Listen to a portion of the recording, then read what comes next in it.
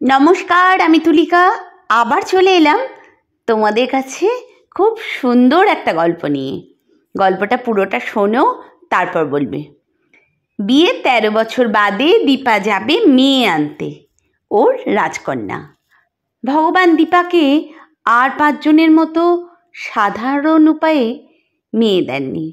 সম্ভবত উপর থেকে দীপার মনোভাবটা দেখছিলেন। উড়িষ্যার এক প্রত্যন্ত অঞ্চলে তোমার জন্য তোমার রাজকন্যা অপেক্ষা করছে। ক্ষমতা থাকলে সবার বিরুদ্ধে গিয়ে তাকে নিয়ে এসো দেখি, তুমি কেমন লড়াকু মেয়ে। সত্যি দীপা সারা জীবন লড়াই করে এসেছে। এখন মাঝে মাঝে ক্লান্ত লাগে, কিন্তু খবরটা পাবার পর থেকে আবার সোজা হয়ে বসেছিলেন। পৃথিবী হিলে যাক, তবু দীপার রাজকন্যা দীপার কাছেই আসবে। পৃথিবীর কোনো শক্তি তাকে ঠেকাতে পারবে না। বিয়ের পরে আর 5 জন যেভাবে ট্রিটমেন্ট করে দীপাও করেছিল।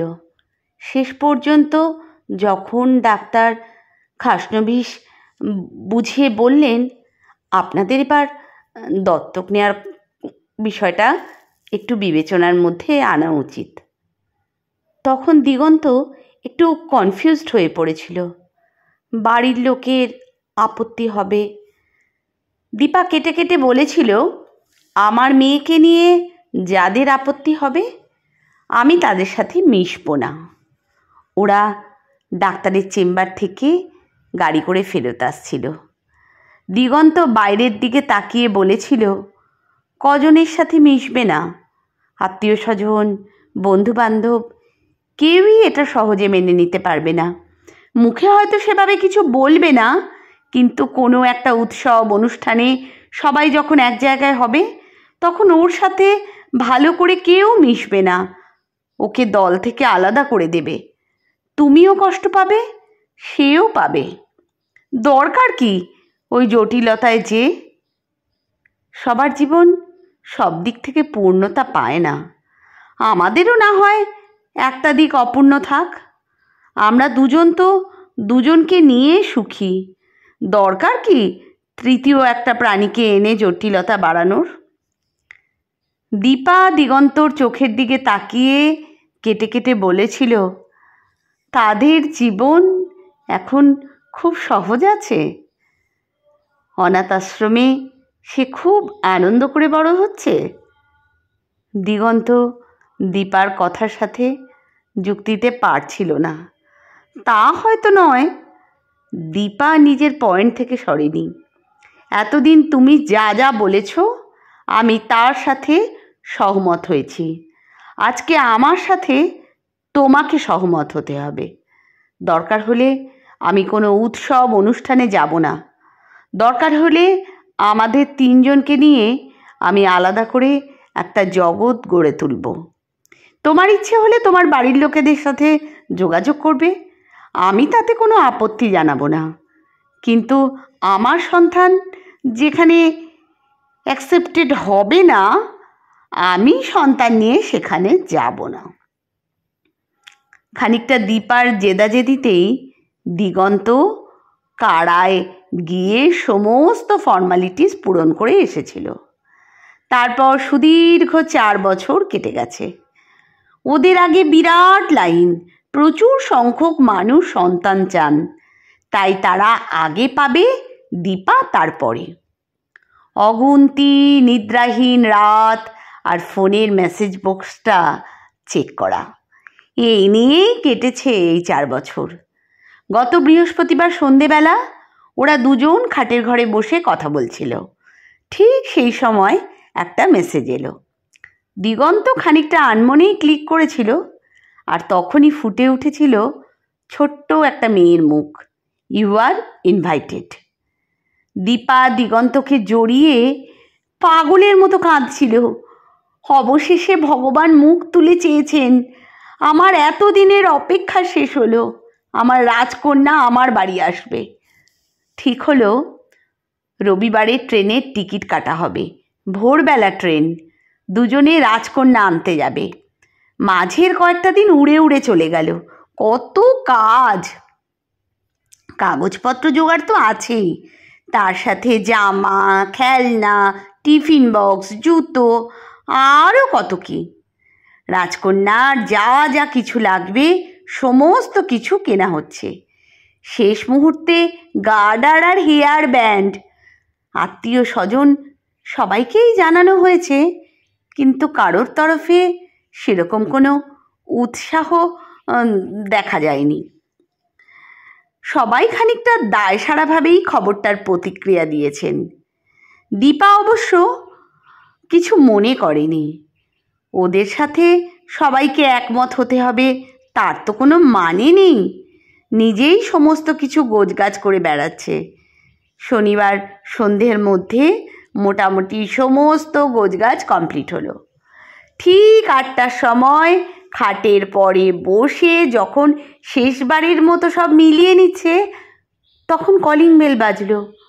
দীপা দরজা খুলে দেখল প্রমাণ সাইজের একটা টেডি বিয়ারের মুখ থেকে ঐশী, ঐশী মানে দিগন্তর বোন।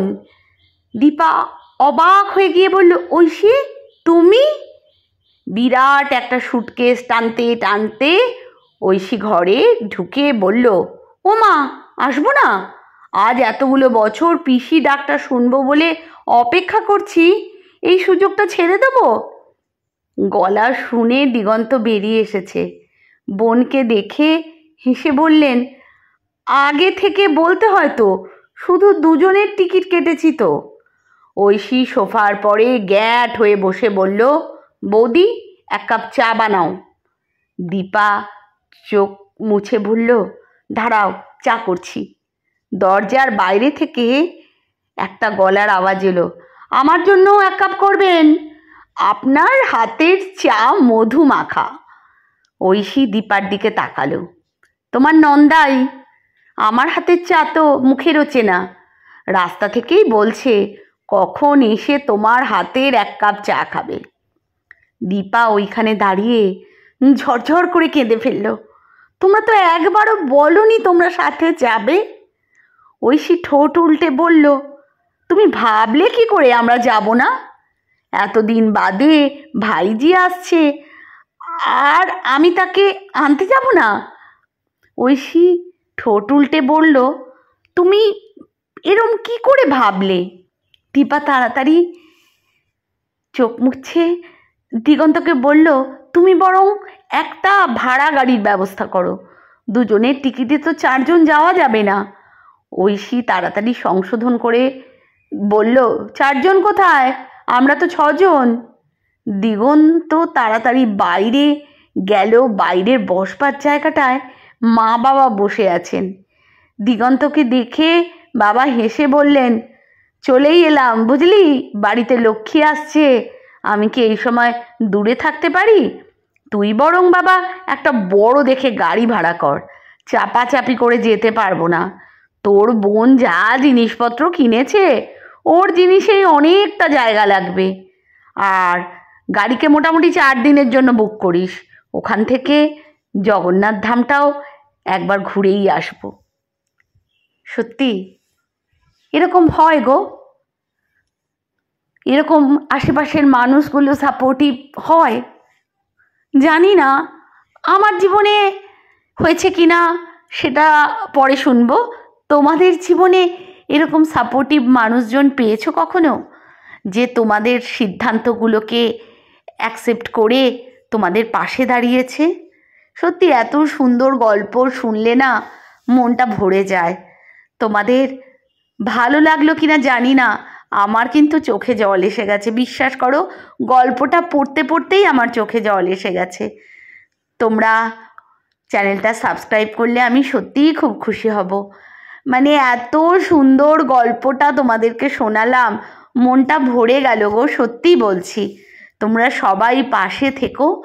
আমরা একটা সুন্দর পরিবার চাই, যেখানে সবার সাথে সবার সুন্দর একটা সম্পর্ক থাকবে। মতান্তর হতে পারে, কিন্তু মতভেদ যেন না হয়, যেখানে কারোর প্রয়োজনে আমরা সবাই পাশে থাকতে পারি। চ্যানেলটা সাবস্ক্রাইব করো, আমার পাশে থেকো, তোমাদের সবাইকে পাশে চাই। আর সবচেয়ে বড় কথা, তোমাদের সবার জন্য আমার ওয়েল উইশ রইল।